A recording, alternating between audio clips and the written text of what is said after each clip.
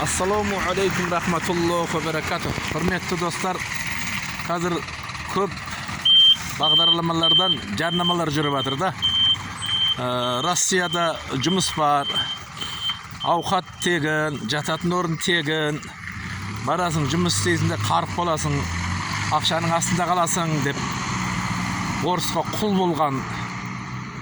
Сол өз жерде орталарымызда қазақша жарнама беріп жүрген мына Иманғали Тасмағамбетовтың туысқандары сонда жарнамалар беріп жатыр. Сол жарнамамен жұмысқа барып, көп жастардың аналары қазір жылап отыр. Жарнаманы бергеннен кейін сол жарнамамен документтерін жарнама берушіге өткізеді. Сонан кейін документін қолына ұстаған күйде Россияға апарып пөтеннің жағы нелеріне адамдарына өткізіп береді. Пөтеннің адамдары арғарыта соғысқа кіргізіп береді. Енді түрлі себептермен оны қылмыскер қылады. Қалтасынан наркотик шығарады, болмаса сумкасынан наркотик шығарады. Сен біздің Россияда наркотик сатып жүрген адам екенсің. Енді сен барып бір ай соғысып келсең, сен мынау қылмыстың жазадан құтыласың.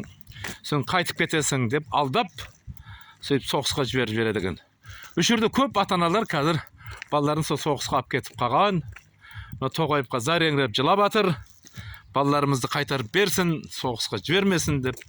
Алайда мына Иманғалиевтің туысқандары, Иманғалиевтің жақтаушылары сояққа балаларды Россияға соғысқа аттандырып жатыр. Жарнамамен. Айлығын қымбат қып жазып қойған, өте мықты қып жазып қойған. Ауқат тегін, жататын жерін тегін деп жағы алдап-сылдап орыстардың қолдарына өткізіп жіберіп жатыр. Сондықтан осындай жарнамалардан өте сақ болайық. Құрметті бауырларым, құрметті туысқандарым, мына жастар алданып қалмасын.